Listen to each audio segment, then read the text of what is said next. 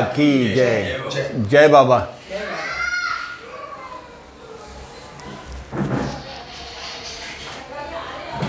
God speaks supplement जो है उसके ऊपर जो बाबा को पूछा गया था उसके बाबा ने उसका एक्सप्लेनेशन दिया, वो हम लोगों का अभी चल रहा है। इसमें लास्ट टाइम हमने 5 भुवन, हम लोगों को 3 ही भुवन मालूम है, पर वो बाबा बोलते नहीं वो 5 भुवन है।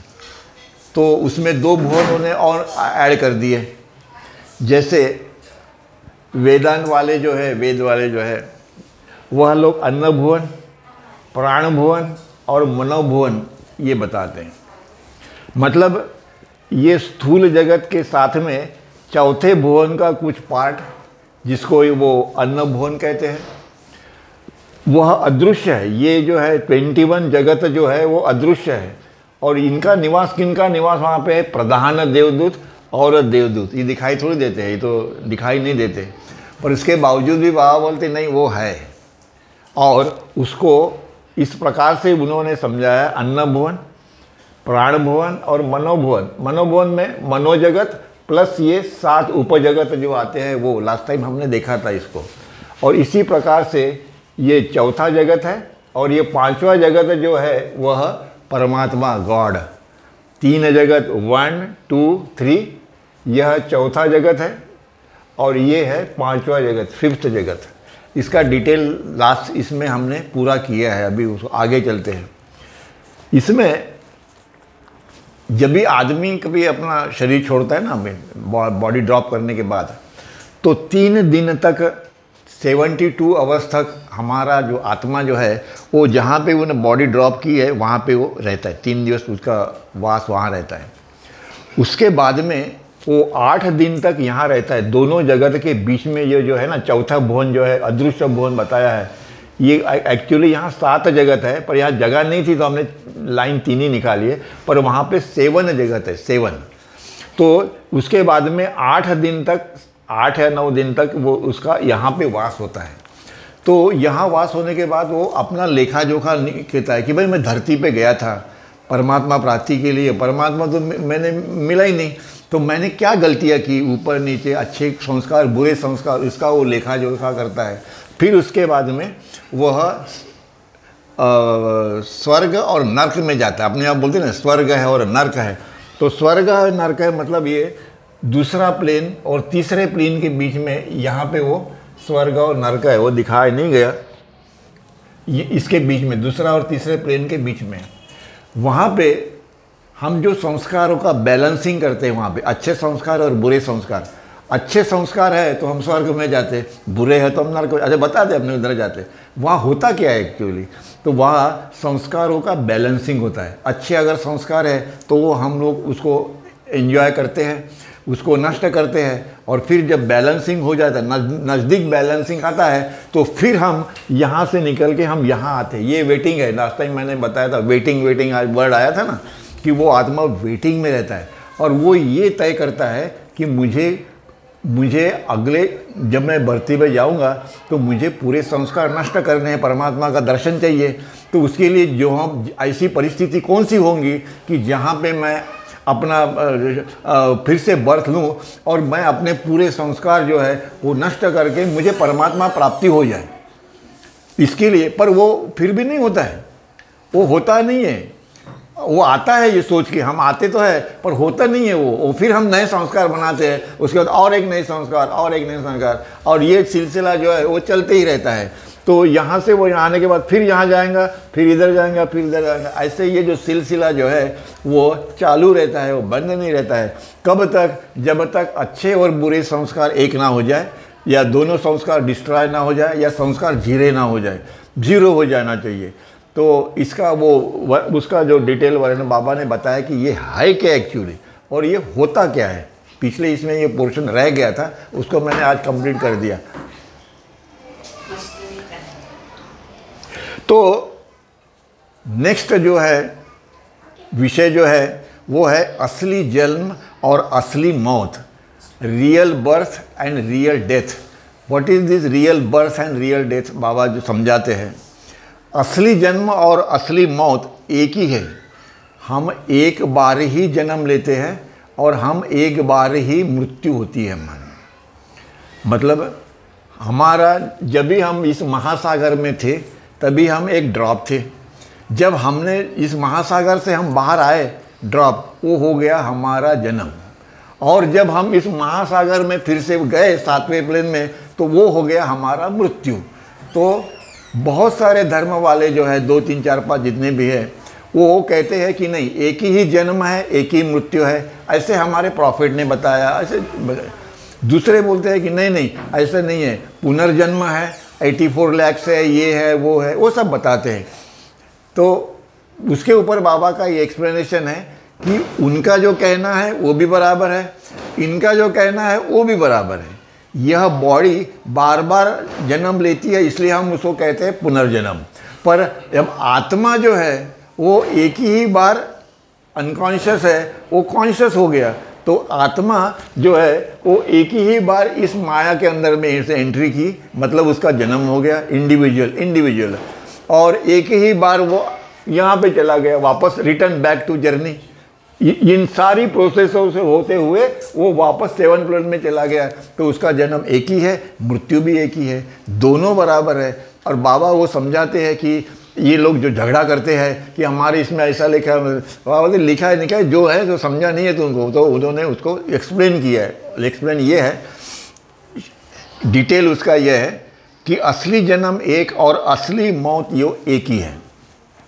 तुम्हारा जन्म एक बार होता है और वास्तव में तुम एक बार ही मरते हो। मतलब ये मन जो है वो एक ही बार निर्माण होता है, एक ही बार नष्ट होता है। आत्मा ना मरता है ना जीता है, कुछ नहीं। जो मन जो है तुम्हारा, एक बार वो जन्म लेता है और एक बार वो नष्ट हो जाता है। आत्मा का जन्म लेना और आत्मा का मरना कुछ नहीं है, मतलब मन का खेल है सब। आत्मा जैसे है वैसे ही है। और इसीलिए असली जन्म क्या है? फिर बोलते भाई असली जन्म क्या है? वह सत्यता के महासागर में एक बूंद का जन्म है। ये महासागर है, इसके अंदर में वो बूंद है, उसका जन्म है। समझो बाबा बोलते कि वो महासागर है, वो स्टैंड स्टिल है, उसमें वेव्स नहीं, कुछ नहीं है, कुछ नहीं है। तो वो जो बूंद है जो बाहर आएगा वो है एक असली जन्म। क्या है? वास्तव सत्यता के महासागर में एक बूंद का जन्म है। और ये बूंद है 1 2 3 4 80 करोड़ 100 करोड़ हजारों लाखों करोड़, ये सारी बूंदें जो है वो सभी ही आत्मा है, वो जीवात्मा नहीं है। पर जैसे ही वो वहाँ से बाहर आती है तो वो जीवात्मा बन जाती है। यहाँ से जब वो माया में आए तो वो जीवात्मा हो गया है। पर आत्मा ना कभी जन्म लेता है ना मरता है। अपने इसमें बारे में डिटेल वर्णन बहुत सारा किया हुआ है, अभी उसके ऊपर अपन ज़्यादा डिटेल नहीं आगे चलेंगे। इसीलिए सत्यता के महासागर में एक बूंद का जन्म होने का क्या अर्थ है? जो आत्मा जो है उसका जन्म हो गया वो माया के अंदर में, वो बाहर निकला है महासागर से। तो it is the advent of individuality as व्यक्तित्वता का अवतरण है। मतलब एक आत्मा इस माया के अंदर में उसने प्रवेश किया तो वो इंडिविजुअल हो गया। जैसे पीडी पोफले इंडिविजुअल है, ये इंडिविजुअल है, ये इंडिविजुअल। वो आत्मा इंडिविजुअल होता नहीं है, पर उसको कहा जाता है कि वो इंडिविजुअल हो गया। मतलब वो अभी सीमित रह गया, वो अनंत नहीं है, वो सीमित हो गया क्योंकि वो माया में आ गया। और इसीलिए जिसका जन्म अखंडता में प्रथम अत्यंत सीमित चेतना के साथ में हुआ। मैंने लास्ट टाइम मैंने बताया था कि जहाँ से जब भी आत्मा निकला तो वो पहले गैस फॉर्म में आया, फिर पत्थर में आया, फिर वनस्पति में आया, ये वो होते होते मतलब उसकी व्यक्तित्व जो है वो आगे आगे बढ़ते गया, आगे आगे बढ़ते गया और चेतना का विकास होते गया, चेतने का विकास होते गया 1 2 3 4। और इसी प्रकार से सीमित चेतना की जगह की जगमगाहट के द्वारा होता है, जिसमें सीमित के ज्ञान को असीमित में बदल दिया जाता है। यहाँ आने के बाद में जैसे जैसे हमारा मानव रूप हमने धारण किया, उसमें हम लोगों को बुद्धि है, मन है, हार्ट है, चेतना है, उसके बाद हम इनर जर्नी में गए, है कि नहीं। तो इसका मतलब है जो हम सीमित थे, जब हम यहाँ से निकले तो चेतना सीमित थी, पर हम जब वापस चले गए तो चेतना अनंत हो गई। जब हम बाहर आए तो चेतना नहीं थी हमको, पर जब हम गए तो अनंत हो गए। तो वो अनंतता मतलब परमात्मा, हमारा अपना अस्तित्व मतलब परमात्मा, हमारा रियल अस्तित्व क्या है, गॉड, परमात्मा है। और इसीलिए जिससे सीमितता का ज्ञान को असीमित में परिवर्तित कर दिया, बदल दिया। और असली मौत का अर्थ क्या होता है, ये तो हो गया असली जन्म। भाई व्हाट इज असली मौत, डेथ ऑफ दिस, यह वह सब रुकावट के स्वतंत्र होने की चेतना है। मतलब जितने भी हमारे बीच में रुकावटें थी, पत्थर योनि से लेके मनुष्य योनि तक, अनेक रुकावटों को पार करते हुए हमने मानव रूप धारण किया। अनेक रुकावटों के बाद में हम पहली प्लेन, दूसरी प्लेन, तीसरी प्लेन गए। रुकावट मतलब माया ने जितने भी रुकावटें निर्माण की है वो सब माया निर्मित है। उसको पार करके हम आगे गए, वो है हमारा रियल मृत्यु, रियल डेथ। मतलब अभी हमको कहीं और जाने की जरूरत नहीं, क्योंकि हमको अभी वो ज्ञान मिल गया आत्मा को कि मैं अनंत हूँ, आई एम गॉड, है कि नहीं। तो ये है रियल जन्म और ये है रियल मृत्यु। इसके बीच में जितने भी है 84 लाख जितने भी है, वो सारे के सारे फॉल्स है। ये माया की निर्मित है सब कुछ, और इसके बावजूद भी उसको महत्व है वो, क्योंकि उसी के द्वारा हम रियलिटी तक पहुंच सकते हैं। इस माया के द्वारा ये जो ब्रह्मांड है इसका अपना अस्तित्व होना ही होना है। नहीं होगा तो हमको हमारे को चेतना को 100% प्योर कैसे होगी, चेतना कैसे मालूम पड़ेगा, नहीं मालूम पड़ेगा। इसीलिए बाबा कहते हैं कि सब लिमिटेशंस से मुक्त होना ही असली मौत है। हमारे इतने कितने लिमिटेशंस है, लाखों करोड़ों होंगे, लाखों, इतने लिमिटेशंस है पूछो मत। हमने अपने आप को ऐसा जकड़ लिया है। हम है अनंत, पर हमने अपने को सीमित ही रखा है कि मेरा ये धर्म, मेरी ये जात, मैं काला गोरा हरा पीरा नीरा, ये जो कुछ भी है सब, ऊंचा बजा जितना भी है, ये देश का है, वो देश का है, ये धर्म का है, इसका दे, ये सारी की सारी लिमिटेशंस हमने अपने ऊपर में लाद ली और हम लोग रोते रहते हैं। हम राजा के लड़के और भीख मांगते हैं, ऐसे में बाबा बोलते थे, तो मैं भी ये कहता हूँ कि ऐसा है। और सीमितों से, इन सारी लिमिटेशन से, सीमितता का जब ये मृत्यु हो जाएगा तभी हमारी रियल मृत्यु है, दैट इज रियल। और जब तक ये नहीं होगा तब तक हमारा ये सिलसिला जो है वह चलते ही रहेगा। और वह मुक्ति है, वह असली जन्म और असली मृत्यु के बीच जितने भी जन्म हमारे मृत्यु हो गए, वह कोई यथार्थ का मृत्यु नहीं था। यथार्थ मतलब रियलिटी का, इसका मतलब यथार्थ नहीं है, मतलब वो रियल नहीं है। हमारा मृत्यु अभी अगर होगा तो वो रियल नहीं है, वो फॉल्स ही है। रियल कभी है जब हम सेवन प्लेन में चले जाएंगे, कोई यथार्थ नहीं है। इस मध्यवर्ती क्रम में जन्म और मृत्यु के रूप में वास्तव में जो कुछ भी घटित होता है वह सब चेतना को सब रुकावटें में स्वतंत्र नहीं हो जाती। मतलब जितना भी हम लोग रुकावटें हमारे इसमें आती है, इन रुकावटों को जब तक हम पार नहीं करते, उधर से स्वतंत्र नहीं होती। मतलब हम जब तक यह चेतना इन सारी संस्कारों के द्वारा, संस्कारों से मुक्त नहीं हो जाती है, तब तक हम बंधन में है, बंधन में ही रहते हैं। और बंधन में ही हमारा मृत्यु है, बंधन में ही हमारा जन्म है।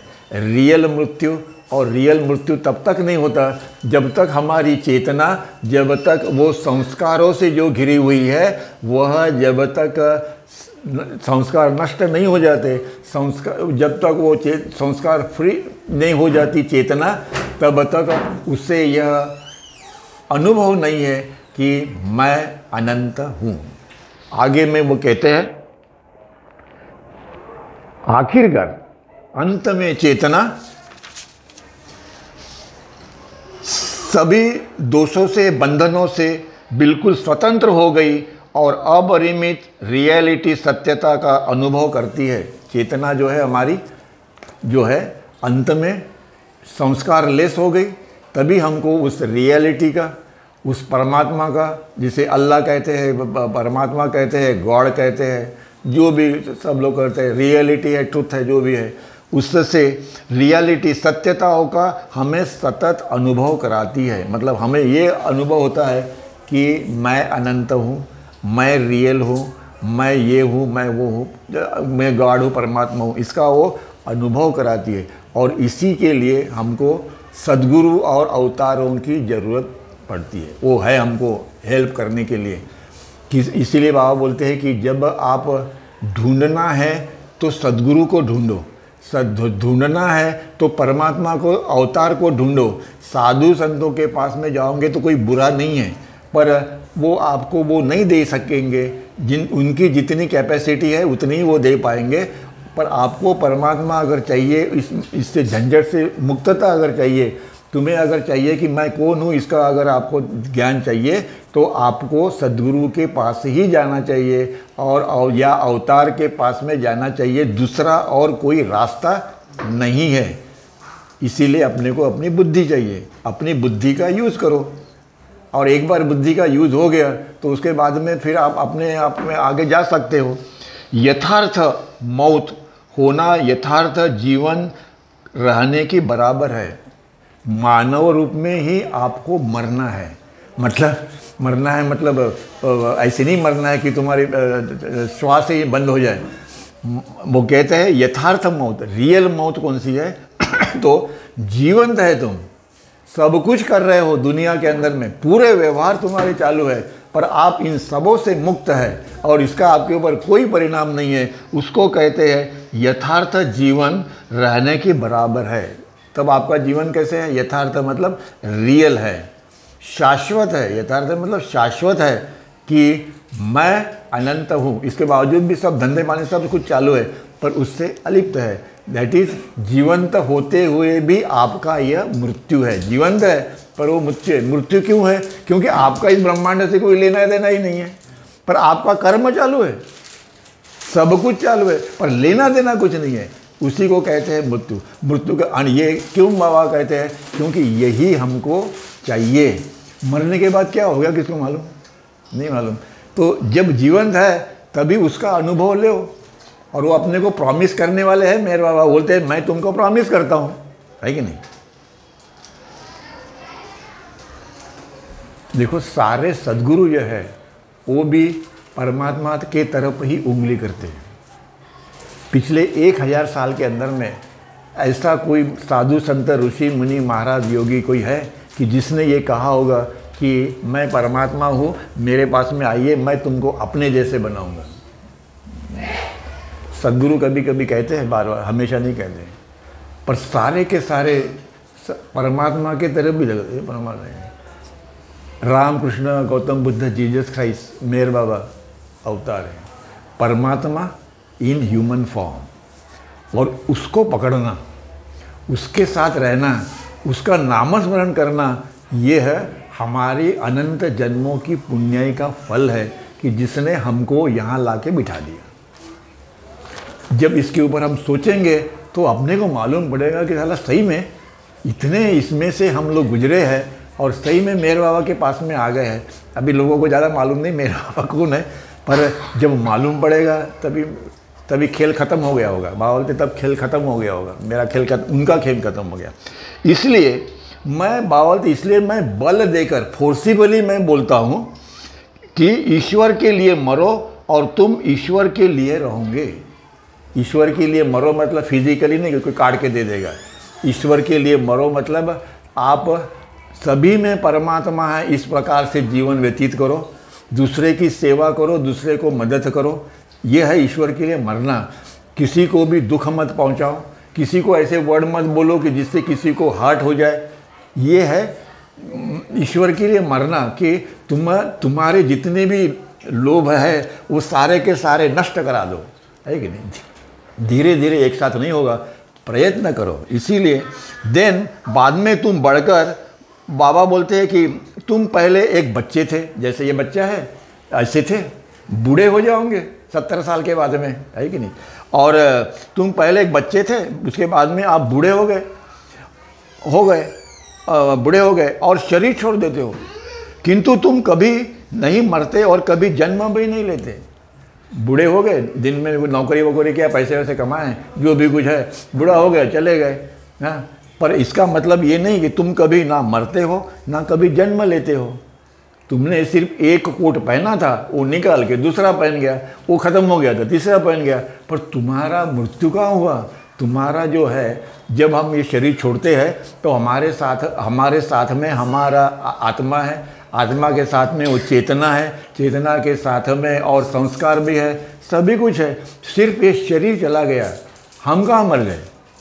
शरीर छोड़ दिया हमने, पर हमारा बेसिक स्ट्रक्चर तो अभी भी है, वो फिर आता है, फिर आता है, फिर आता है। इसीलिए वो कहते हैं तुम शरीर छोड़ देते हो, किंतु तुम कभी नहीं मरते और ना तुम कभी जन्म लेते हो। पूर्व में ईस्ट के जो है वह ये लोग जानते हैं, वेदांत वाले जो है वो भी जानते हैं कि वेदांत के लोग जो है वह पुनर्जन्म में विश्वास रखते हैं और उनके अनेक जन्म और अनेक मृत्यु में भी वो लोग विश्वास रखते हैं। ओके, ठीक है। और मानव ईश्वर की प्राप्ति नहीं हो सकती ऐसा, और मानव ईश्वर को प्राप्त नहीं कर सकता। जन्म मृत्यु कितने भी हो जाए, तुमको जब तक आप 7th प्लेन में नहीं जाओगे, जब तक आप 6वीं प्लेन से 7th में नहीं जाओगे, तब तक आपको ईश्वरत्व प्राप्त होने वाला नहीं है। ये भी वेदांत जानता है, ऐसे नहीं जानता है, जानता है। मुसलमान एक जन्म होने और एक मृत्यु होने के ऊपर में विश्वास रखते हैं। हिंदू अनेक जन्म के ऊपर में और मृत्यु के ऊपर में विश्वास रखते हैं। वो लोग एक जन्म एक मृत्यु पे विश्वास रखते हैं, ठीक है, ओके, ठीक है। और एक मृत्यु होने में वो विश्वास रखते हैं। ख्राइस्ट जो है, झरतुष्ट जो है, उनके अनुयायी भी वही विश्वास करते हैं। बोले वे सब सही है, ये भी सही है और वो भी सही है, झूठा कुछ नहीं है, उसमें कोई झगड़ा करने की जरूरत नहीं है। पर फिर भी हमारे इसमें ऐसा लिखा हुआ है, हमारे इसमें वैसा लिखा हुआ है, और इसके ऊपर में अपना डिस्कशन करते रहते हैं, अपना एनर्जी करते रहते हैं। उससे अगर नामस्मरण किया तो कुछ फ़ायदा तो भी होगा नहीं तो नहीं होगा।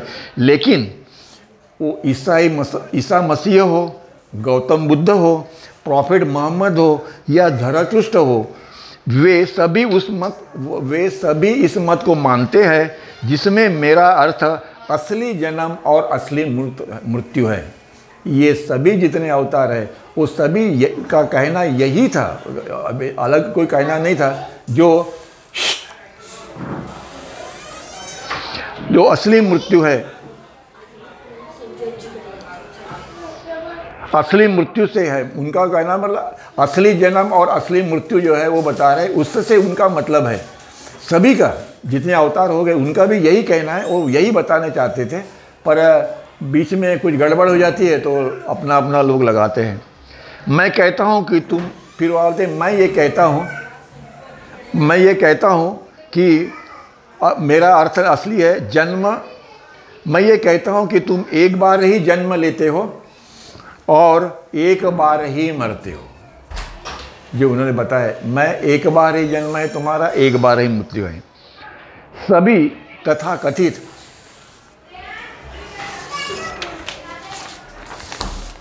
जन्म और मृत्युओं के, हमारा जन्म और मृत्यु हम लोगों का जो है पुनर्जन्म कहते हैं। इन जन्म और मृत्यु का संबंध कैसे है? निद्रा और जागरण से है।